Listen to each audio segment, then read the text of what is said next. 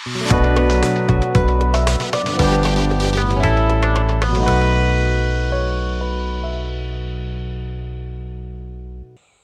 Vindhya times में आपका स्वागत है। इस समय हम शहर के सिविल लाइन क्षेत्र में हैं। सिविल लाइन क्षेत्र जहां तमाम प्रशासनिक अधिकारी और सुबह से लोग यहां पर निकलते हैं टहलने के लिए। पूरी तरह से पेड़ों से घिरा हुआ ये इलाका है और पहले के समय में कहा जाता है कि यहाँ बहुत पेड़ थे। पेड़ अब धीरे धीरे कम हुए, लेकिन अब सवाल इसलिए खड़े हो रहे हैं क्योंकि हम जिस जगह पे खड़े हैं यहाँ पर पेड़ों को काट कर पार्क बनाने की तैयारी है, कमर्शियल कुछ शॉप बनाने की भी तैयारी हो सकती है और साथ ही साथ फूड कोर्ट बनाने की तैयारी है। इस एरिया को पहले दिखाएं। इस एरिया में तमाम प्रशासनिक अधिकारियों के रहने के लिए कुछ अपार्टमेंट्स तैयार किए जा रहे हैं। इसके पीछे भी अपार्टमेंट्स तैयार हो चुके हैं, लेकिन ये जो एरिया है ये बहुत महत्वपूर्ण इसलिए है, यहाँ पर बहुत घने पेड़ थे।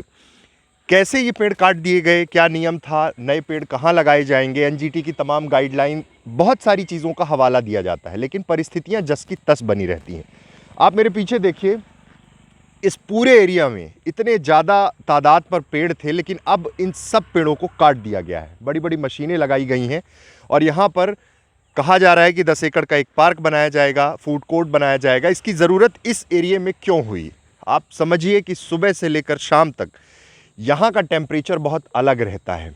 बहुत सारे पेड़ लगे हुए हैं, सैनिक स्कूल का एरिया है, उसके पास में सर्किट हाउस है और सुबह से लोग यहाँ वॉक करने आते हैं, एक्सरसाइज करने आते हैं। छोटे छोटे बच्चे आते हैं, बड़े बुजुर्ग भी इसी का सहारा लेते हैं जब उन्हें सुबह टहलना होता है या फिर फ्री होकर यहाँ वो व्यायाम कर सकें, योगा कर सकें। लेकिन इस एरिया को जिस तरह से ख़त्म किया जा रहा है, यहाँ जिस तरह से पेड़ काटे जा रहे हैं, वो कई तरह के सवाल खड़े कर रहा है कि आखिर क्यों ऐसा प्रशासन कर रहा है, जबकि कहीं और पर कोई कॉम्प्लेक्स बनाया जा सकता है। इस एरिया को छोड़ देना चाहिए था, क्योंकि ये एक तरह से जिस तरह से ऑक्सीजन यहाँ जनरेट होती है, जिस तरह यहाँ ठंडक बनी रहती है, वो लोगों के लिए बहुत ज़रूरी थे।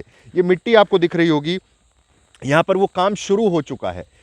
ये पूरा एरिया, यहाँ पर प्रशासनिक अधिकारी, कलेक्टर, कमिश्नर, सबके बंगले हैं, कलेक्टर और एसपी के भी बंगले हैं। लेकिन इस एरिया को अब जिस तरह से यहाँ पर पेड़ों की कटाई शुरू हुई है, उससे कई सवाल खड़े हो रहे हैं।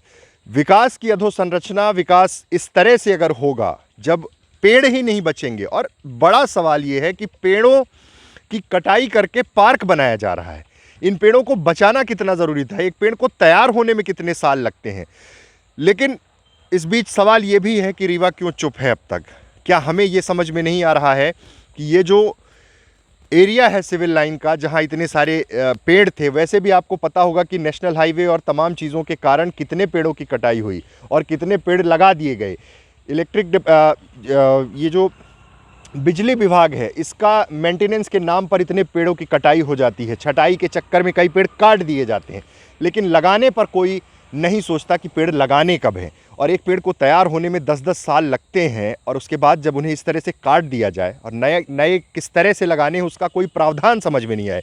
नेशनल हाईवे रीवा से जब प्रयागराज तक बना था, तब जिस कंपनी को काम मिला था, उसने कितने लाख पेड़ काटे थे?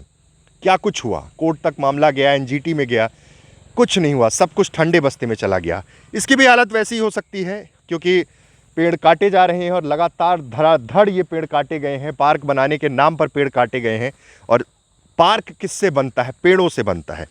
ये पूरी सड़क जहाँ पर लोग टहलने आते हैं, जब ये वीरान हो जाएगा, ये जंगल हो जाएगा, या फिर कहा जाए कि कंक्रीट का जंगल बन जाएगा, तब यहाँ कौन आएगा?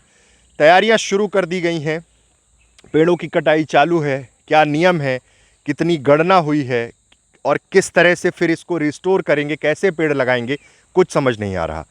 और हम और आप खामोश हैं, रीवा खामोश है। सोचना होगा आपको भी कि जिन पेड़ों को बचाने की कवायद हमें करनी चाहिए, अगर इस तरह से तोड़े जाएंगे, इस तरह से उखाड़े जाएंगे, तो क्या होगा?